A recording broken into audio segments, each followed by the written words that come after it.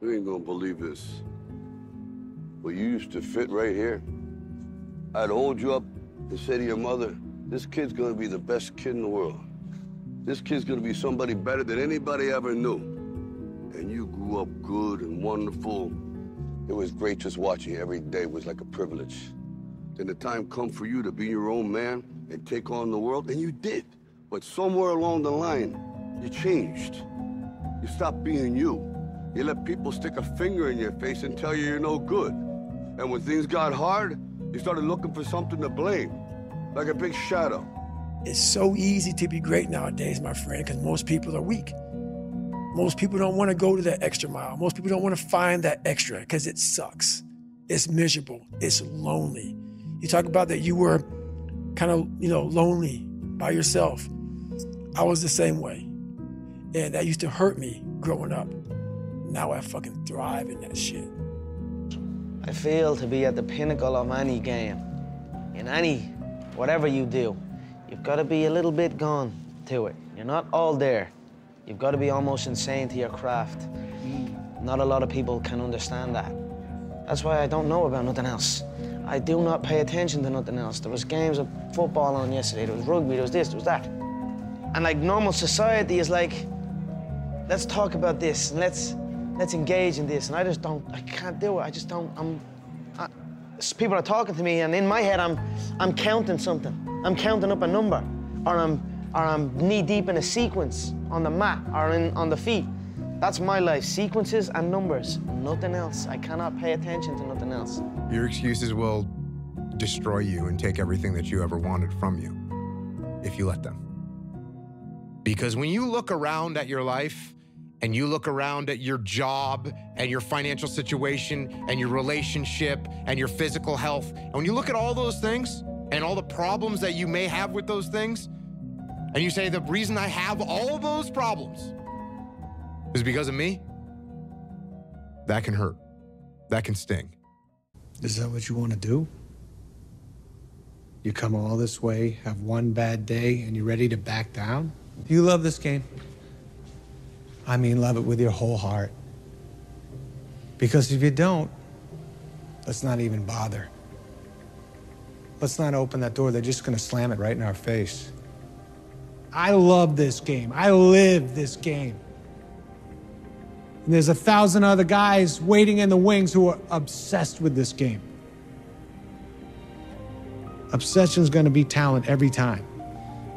You got all the talent in the world, but are you obsessed? I believe in the law of attraction, and I believe that that you can speak things into existence. And I believe that when you know where you're going and you know what you want, the universe has a way of stepping aside for you. And me signing my signature with Champion 2011 on it, it can't hurt me.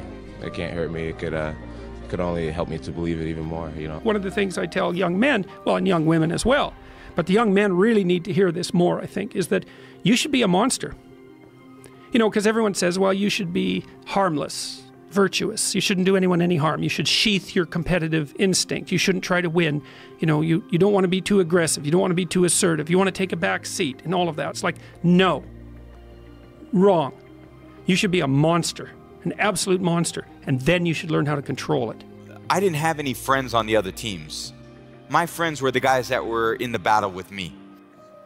You've got to create a lot of different emotion to heighten your sense of awareness and focus. When you say you're going to do something and then you follow through and you do it, not at the end when you cross the marathon, you finish it, or your hands raised. I'm talking about right now. The small steps in between the big successes that everyone sees. No one sees this. When you have butterflies and you're feeling anxious and you have anxiety or nervous, that's when you're most powerful, I believe. And either you can, you're most powerful. So a lot of people, instead of homing this power and using it, they allow it to just consume them. There's another quote that says, a big challenge or big pressure is like a fire. It's like a raging fire. Either you can allow this fire to consume you and just take you over completely, or you can gain control of this fire and harness it, and you blow it right at your opponent like it's Dragon Ball Z style.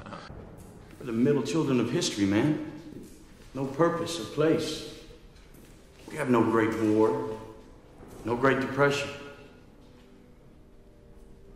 Our Great War is a spiritual war. Our Great Depression is our lives. For me, anger was good. Anger was good because it was motivating. The more I could create an enemy, the more I wanted to go out and kill those guys. You like your current state enough that you like the pain of change thing.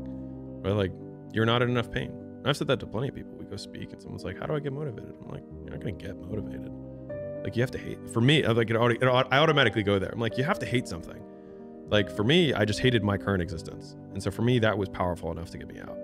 I mean, it's been a struggle some days, I won't lie. Some days I'm like, man, this is tiring, this is hard. Now I embrace the hard, and I want that every single day. I don't ever want anything to be easy. I think whenever it's hard, like, you really, really, really deserved it. If it's hard and you get it done, you gave everything to it, that's yours. Nobody can take that from you. It's about the disciplined execution on a day-by-day basis. It's not some big play, it's not get lucky, it's not talent, it's win the day. And when you win the day, you win tomorrow. And when you win tomorrow, you win the next day. There's actually no upper ceiling when it comes to that. It's not talent, it's not skill. It really is how long do you want to execute, and at what level do you want to execute? Progression, man, is a key to happiness. Always in a progressive state of progress. You stop progressing and stop moving towards progress, then all of a sudden you lose purpose in life. When you're always moving forward and having a belief in something, then all of a sudden what you're doing actually has purpose, and that makes it very valuable. Perseverance will always override potential. Always override genetics. And perseverance isn't this marathon of life. It's not this long race that we have to pursue. It's a lot of short races, back to back to back. Every day we get up and we fight for it. That's the real message. The real message is we all started from nowhere. I mean, we all had bullshit jobs. We all felt like losers. But through time and effort, you build a stronger human. You build a stronger body, you build a stronger mind, you build accomplishments and will and momentum. And then you look back and you go, hey man, I'm not washing tables anymore. You know, I'm not washing dishes. I'm not cutting lawns. I'm not digging ditches. Yeah. You know, I'm a different person now.